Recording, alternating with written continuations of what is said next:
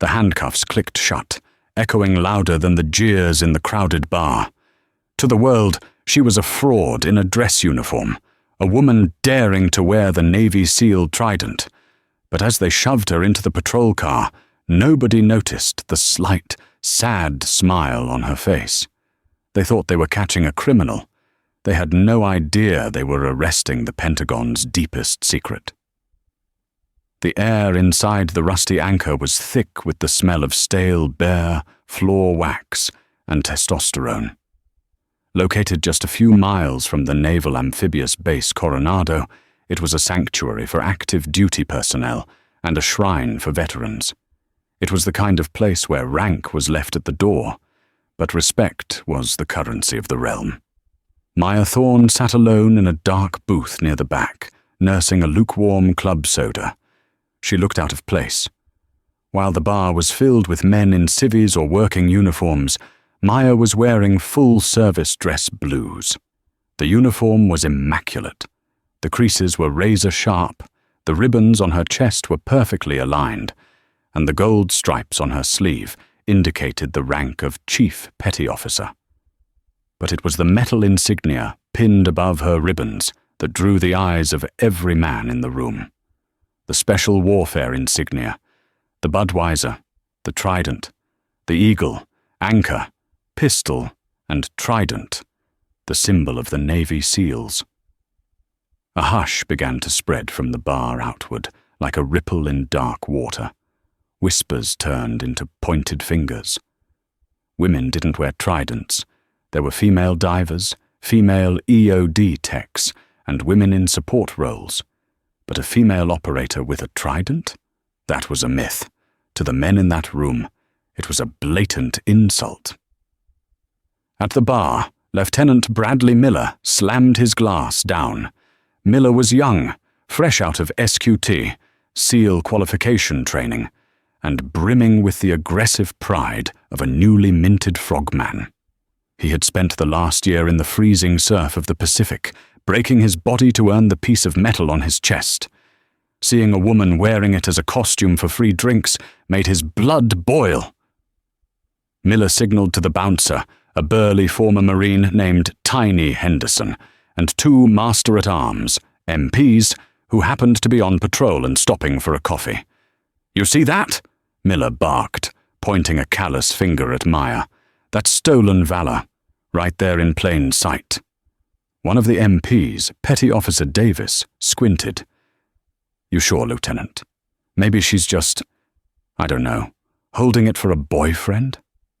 "She's wearing it, Davis. That's a violation of federal law if she's impersonating an officer or claiming awards she didn't earn. And there are no female SEALs. Let's go." Miller marched across the room, his boots heavy on the sticky floor. The music seemed to stop as the room realized a confrontation was imminent. Maya didn't look up. She was staring at a photograph on the table, her fingers tracing the edges of the glossy paper. Miller slammed his hand onto the table, shaking Maya's soda. "Nice costume," Miller sneered, looming over her. "Halloween was 2 months ago, sweetheart." Maya slowly lifted her head. Her eyes were a piercing, icy blue, framed by tired lines that spoke of sleepless nights, not bar hopping. She didn't flinch. She didn't look scared. She looked bored. "Can I help you, Lieutenant?" Her voice was raspy, low, and completely devoid of the panic usually found in civilians caught in a lie. "You can help me by taking that pin off your chest before I rip it off," Miller spat. "You have any idea what men died for that trident? You think you can just buy a uniform at a surplus store and walk in here?" The crowd was closing in now, a wall of judgment. Phones were out, cameras recording. The caption, "Stolen Valor. Woman caught faking Navy SEAL status," was already being typed out on a dozen screens. "I'm waiting for a friend," Maya said, calm, her hand covering the photograph on the table. "I don't want any trouble." "You found trouble?" Davis, the MP, stepped in, his hand resting on his baton. Ma'am, I'm going to need to see your military ID. If you are a civilian wearing unearned awards, you are in violation of the Stolen Valor Act of 2013, specifically regarding intent to obtain tangible benefit." Maya sighed, a long, weary exhalation. She reached into her breast pocket. The MPs flinched, hands dropping to their holsters. She moved with a fluid, lethal speed that they missed entirely, simply producing a standard CAC card. Davis snatched it. He scanned it, then looked at his handheld device. He frowned. "It says here you're a culinary specialist." Davis laughed, looking at Miller. "She's a cook. Chief Petty Officer Maya Thorne. A cook." The bar erupted in laughter. "A cook with a trident." Miller shook his head, disgusted. "That's rich. Take it off. Now." "No," Maya said. The word was soft, but struck with the force of a hammer. Miller lunged. He reached for the insignia. Before his fingers could graze the gold metal, his wrist was seized. Maya didn't stand up. She simply caught his wrist in a grip that felt like a steel vice.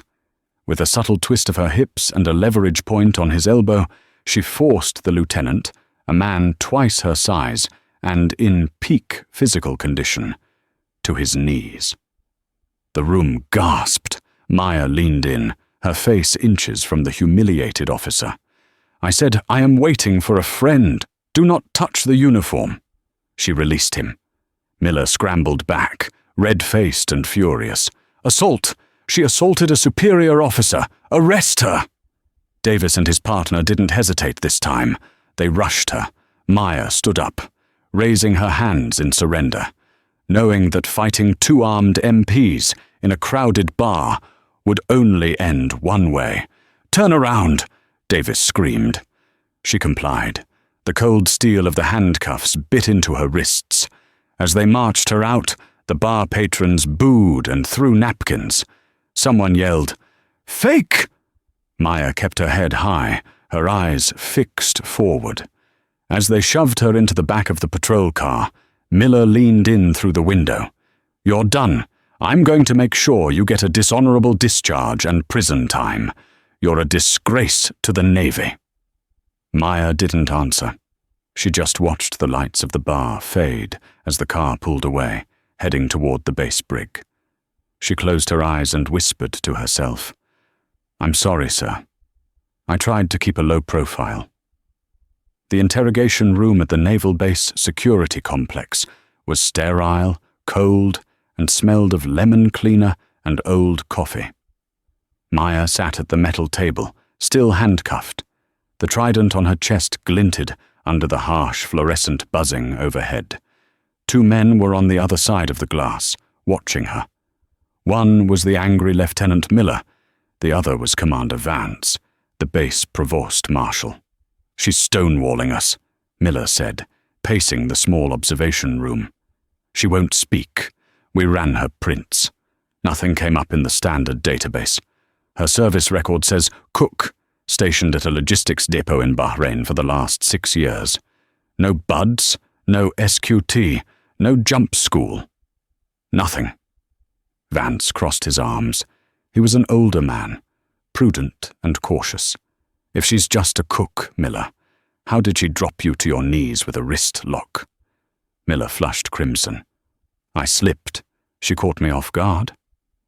"That move was Krav Maga mixed with Jiu-Jitsu," Vance murmured, "and she barely moved.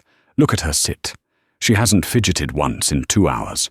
Her heart rate on the monitor during intake was 55 beats per minute. That's not a cook, son. That's a predator waiting for the cage to open." Vance opened the door and walked into the interrogation room. Miller followed, eager to see her crack. Vance sat opposite Maya. "Chief Thorne, you're in a lot of trouble. Assaulting an officer, impersonating a special warfare operator, wearing unearned decorations. If we court-martial you, you're looking at years in Leavenworth." Maya looked at Vance. "I want to make a phone call." "You can call a lawyer," Vance said. "No lawyer," Maya said. I need you to call a number on a secure line. It's a DC area code." Miller slammed his fist on the table. "You don't get to make demands. You're a fraud. Admit you bought that trident online." Maya ignored him, her eyes locking on to Commander Vance. "You're a good man, Commander. I can tell you run a tight ship. Don't let this lieutenant's ego ruin your career. Call the number. Tell them Valkyrie is in the box." Vance hesitated. There was something in her voice, an authority that outranked the stripes on her sleeve, but Miller was already reaching for her collar. "I'm taking that trident as evidence," Miller growled. "Lieutenant, stand down," Vance ordered. "She's a disgrace, sir. I'm removing the contraband." Miller's hand grasped the trident. Suddenly, the heavy steel door of the interrogation room flew open with a thunderous crash. It didn't just open, it hit the wall so hard the plaster cracked. "Get your hands off her, Lieutenant!" The voice was a baritone roar that filled the room. Standing in the doorway was a man in service dress whites. He was older, his hair silver, his face carved from granite. But it was the stars on his shoulder boards that sucked the air out of the room. 4 stars. It was Admiral Marcus Sterling, the commander of USOCOM, United States Special Operations Command. Miller froze, his hand still hovering near Maya's chest. He went pale. Vance immediately snapped to attention, his spine rigid. "Admiral on deck!" Vance shouted. Miller scrambled back, snapping a salute so hard he nearly hit himself in the forehead. "Admiral, sir, we caught this woman impersonating a—" Admiral Sterling ignored the 2 men entirely. He walked into the room, his eyes fixed solely on the handcuffed woman in the chair. The tension was thick enough to choke on. Sterling stopped 2 feet from her. He looked at the trident. Then he looked at her face. "At ease, gentlemen," Sterling said, his voice dangerously low. "Uncuff her. Now." "But sir," Miller stammered, his brain failing to process the situation. "She's a cook. The database says—" "I don't give a damn what the database says, Lieutenant," Sterling snapped, turning his glare on the young officer. "If the database told you the sky was green, would you believe it? I gave you an order. Uncuff the chief." Vance scrambled for his keys and unlocked the cuffs. Maya rubbed her wrists, her expression remaining stoic. She stood up. Despite being shorter than the Admiral, she met his gaze perfectly. "You took your time, Marcus," she said quietly. Miller audibly gasped, a chief calling a 4-star Admiral by his first name. "Traffic on the bridge was a nightmare, Sarah," the Admiral replied, his tone softening slightly. He used her real first name, not the Maya on her ID. Miller couldn't help himself. "Sir, with all due respect, this is a violation of regulations. She is wearing a trident. She is a female. It is physically impossible for her to have earned that." Admiral Sterling turned slowly. He looked at Miller with a mixture of pity and contempt. "Lieutenant, do you know what Task Force 121 is?" "No, sir." "Do you know what Operation Silent Night was?" "No, sir." "That is because people like Chief Jensen here exist to make sure you never have to know," Sterling said. "You think the trident is just about passing Bud-IS? It's about capability. It's about doing the job that no one else can do." "But the tattoo," Miller pointed at her arm. "Real SEALs have the ink.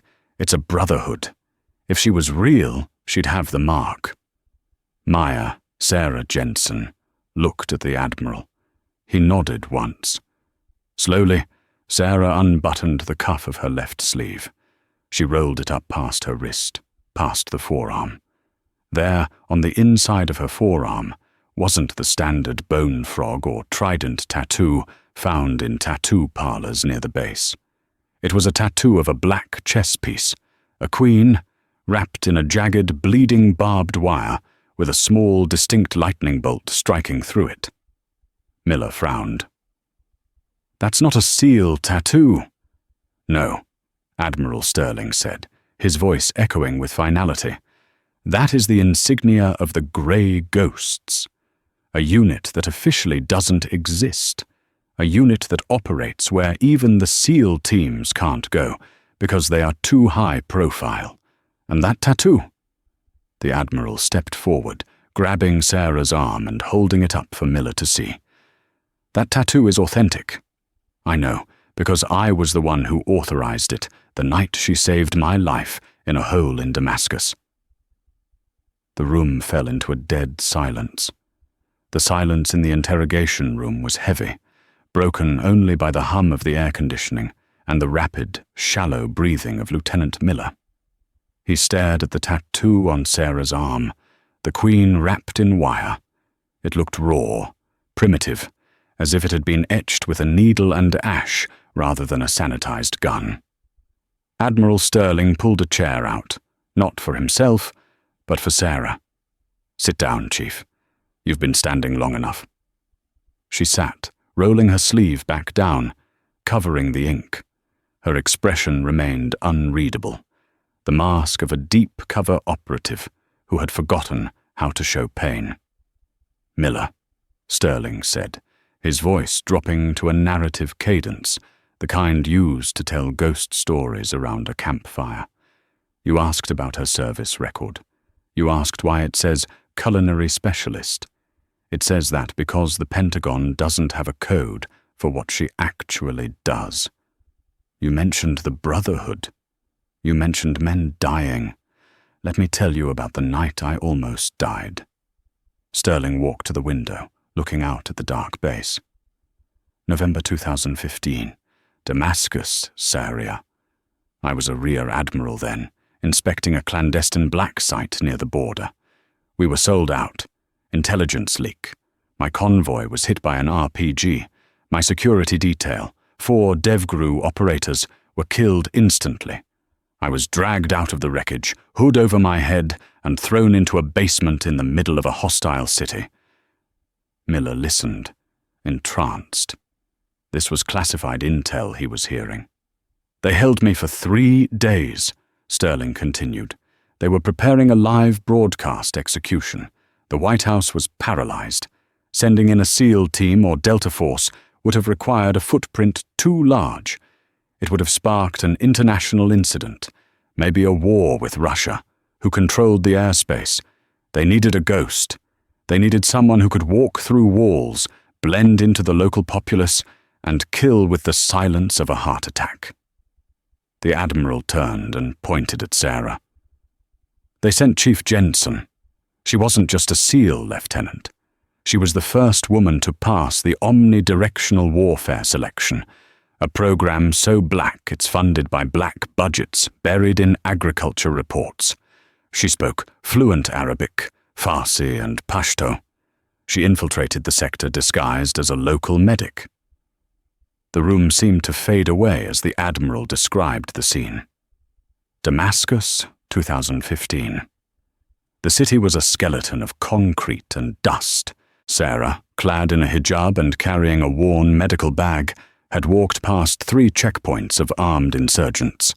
She wasn't carrying a rifle.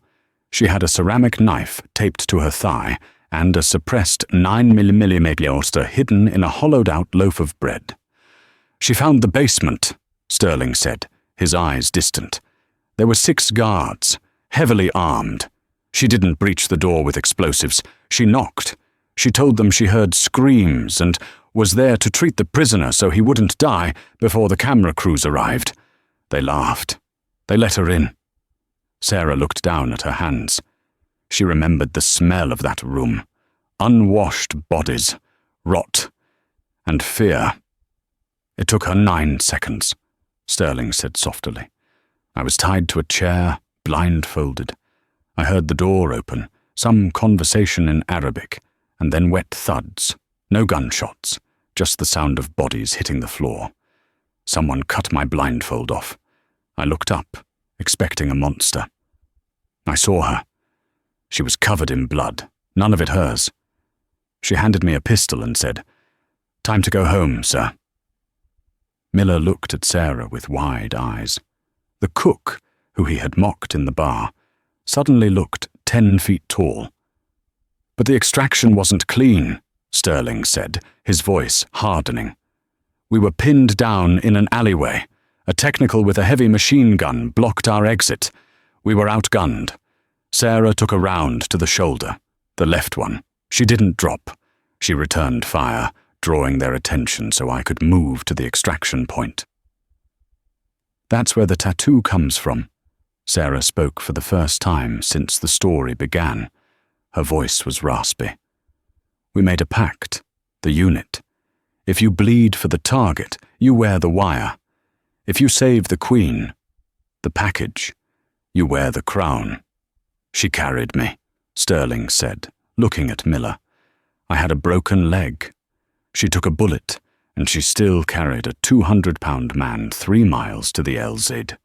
When we got back to the States, her existence was scrubbed. She was given a cover job.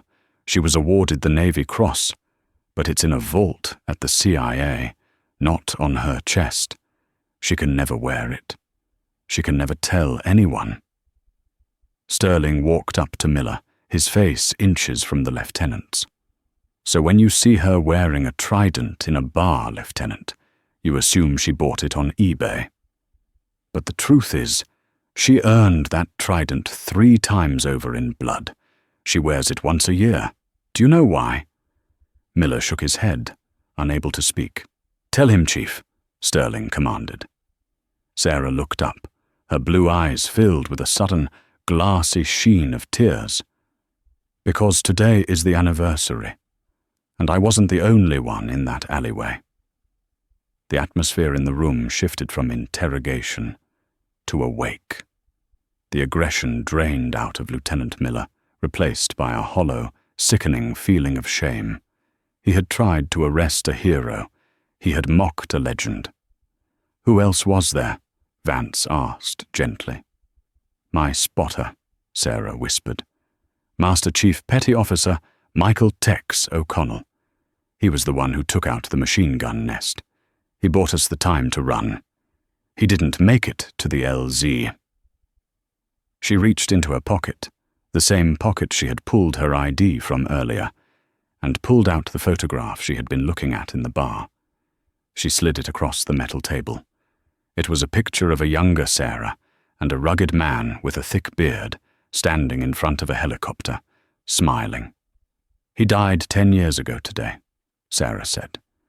"Every year, on this day, I put on the uniform. Not for me. For him. Because he can't wear his anymore.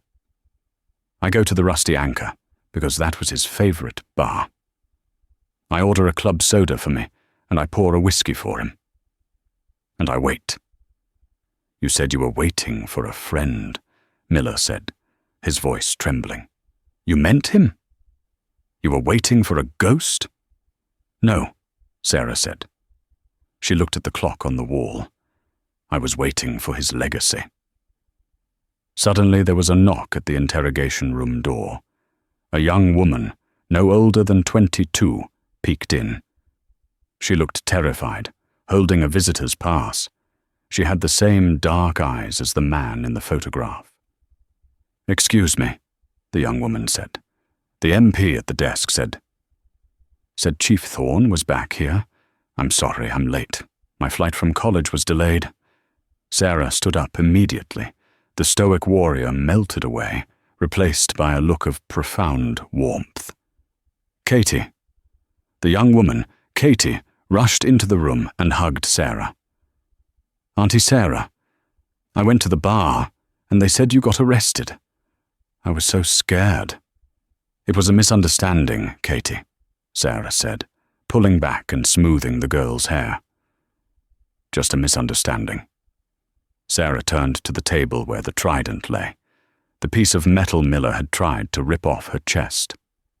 She picked it up. "Lieutenant Miller," Sarah said, turning to the stunned officer. "You asked about stolen valor. Stolen valor is when you take glory that doesn't belong to you. But keeping a promise? That's just duty." She turned to Katie. "Your dad wanted you to have this when you graduated college. He told me that night, before the end. He said, if I don't make it back, give Katie my bird. Tell her it's the only thing I loved as much as her. Sarah pressed the trident into the young girl's hand. Katie burst into tears, clutching the gold insignia to her chest. Admiral Sterling watched the scene, then cleared his throat. He turned to Miller. "Lieutenant?" Miller snapped to attention. "Sir!" "You have two choices," Sterling said coldly. "One, I write you up for conduct unbecoming, harassment, and lack of judgment. It will end your career." Miller swallowed hard. "And the second choice, sir?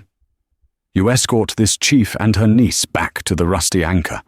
You buy the whole bar around, and you stand at attention while she finishes her toast to Master Chief O'Connell. And if anyone looks at her wrong, you set them straight. Do I make myself clear?" "Crystal clear, Admiral," Miller said. There was no resentment in his voice anymore, only humility. Miller walked over to Sarah. He didn't look at her like a suspect, or a cook, or a woman. He looked at her like a superior officer. He extended his hand. "Chief," Miller said, "I am incredibly sorry. It would be an honor to buy that round." Sarah looked at his hand, then shook it firmly. "Just don't touch the uniform again, Lieutenant." The walk out of the police station was different than the walk in. There were no handcuffs. Sarah walked flanked by a 4-star admiral and a humbled lieutenant. As they exited the station and headed toward the parking lot, the admiral leaned in close to Sarah. "You know, Sarah, the Pentagon has a new opening for an instructor at the War College. Urban evasion tactics. We could use someone with your resume. You could stop being a cook." Sarah smiled, a genuine smile this time. She looked at Katie, who was holding her father's trident like a diamond. "Maybe next year, Marcus," Sarah said. "Right now, I think I'm just going to enjoy being a civilian for a night." They got into the car, leaving the base brig behind them. The legend of the female cook who tapped out a lieutenant and called an admiral by his first name would circulate through the Navy for decades. But for tonight, the only thing that mattered was a promise kept, a trident returned, and a glass of whiskey waiting to be poured for a ghost. Sometimes, the heroes we judge are fighting battles we can't see, carrying burdens we can't imagine. Sarah Jensen proved that true strength isn't just about the rank on your collar, but the promises you keep to those who can no longer stand beside you. If this story touched your heart, please like the video, share it with a friend, and subscribe to our channel for more powerful stories of honor and sacrifice.